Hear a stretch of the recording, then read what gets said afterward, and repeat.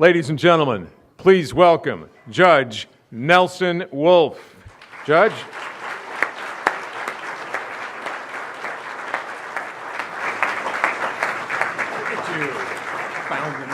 Hey, I saw you out there at the inscription of all of the different missions. It was a beautiful ceremony that we had at Mission San Jose. We're the only place in the state of Texas that now has a World Heritage Site, and y'all were kind enough to cover the whole inscription ceremony last Saturday. Let me say this about Goodwill.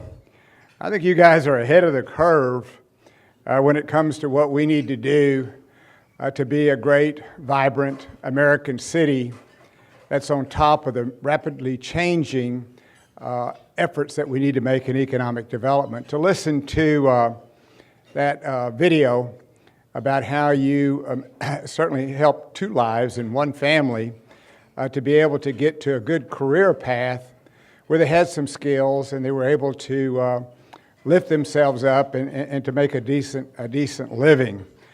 You've been at this now for over 70 years, and with your programs and veterans and high school students and mid-career, as this one was here, is a significant achievement, because I think we've made some bad mistakes about how we view education, how we view what it takes to get a person prepared for the workforce. We've seemed to have this attitude over the last, 2 or 3 decades, I guess, that we teach to the test rather than teach to the job, that we get some nice, wonderful degrees that we get through with after 4 years and taking on a debt of $100,000, finding out we don't have the skill to do any job that's out in the market. And so what we have found in the work that we've been doing in the last several months, Mayor Taylor and I chaired a workforce commission, and I think we're making some great strides now toward getting people to understand that if you can get an associate degree or you can get a skills certificate and really find you an opportunity to have a great job, that's very important to do. When we talk about economic development, we really should be talking about talent. Companies will follow talent, and they will follow talent if we have it here in this community, and we've done the programs that are necessary to give them that opportunity to find a good paying jobs. So we are concentrating on what you've been doing already, and that's to build strong, high-skilled talent pipeline to fill what we call these middle skills gap. At the same time we're doing that, we should not be afraid to embrace technology, and it's disruptive. It's terrifying to some people. It's a new way of doing business. But when we built the nation's first all-digital public library, I had a lot of opposition to that from people that were in the library business and used to doing it a certain way. And they tried everything they could to make sure we were not successful. But with that breakthrough technology, we not only have this one on the south side, we've opened up another branch on the west side. We'll be opening up another branch on the east side. We're in the courthouse where we're providing our ebook readers and some 40,000 ebooks available to all the different people that come down for jury service.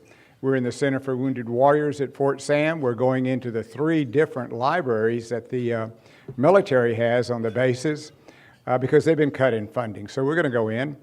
We're going to provide our 40,000 books. We're going to provide ebook readers for each one of those branches. But it's that technology, though, that's shaking up the world. You saw what happened in the cab industry. When Uber came in, we did our best to make sure they would not stay here, and that certainly happened for a while. But now the city council has come along and worked out a program where they can come and they're in here. Yes, it is disruptive, but that's the way the world's going to be as we move forward in this whole new world of mobile technology, this whole new world of social media, the world of computers. It's almost like when I grew up, if you didn't know how to read, you were you aren't going to get anywhere today if you don't understand social media, technology, computers, all of the new world. You're not going to be able to get anywhere. So the skill training has a big impact, and one that I hope you will continue to push, and that you will help us emphasize to the schools how important it is. The legislature passed House Bill 5, which gives school districts the opportunity to create more of these joint degree programs when they're coming out of high school. They've already got their associate degree when they graduate, and they're ready to go into the workforce if they want to. If they choose not to, they can continue with a four-year college. We are in the process now of a great program that the Chamber's doing, and I hope that you're involved in that. I think it's one of the groundbreaking programs, and Maria Jackson, I'm sure, is well aware of it, where they are putting together a private sector group of people that are looking at what are these skills we need, how can we get the college district, how can we get the high schools to step up to do that, how can we reach out to people that are maybe caught in mid-career, as this young man was, and also provide a program that will give them the skill. I think it's one of the most significant programs that the San Antonio Chamber of Commerce is going about today, and one that y'all can help play a critical role with respect to the experience that you have also. We're also going to make a major effort to get more to do the various different programs that companies can do. We're going to be convening a large group of employers and talking to them about offering internships.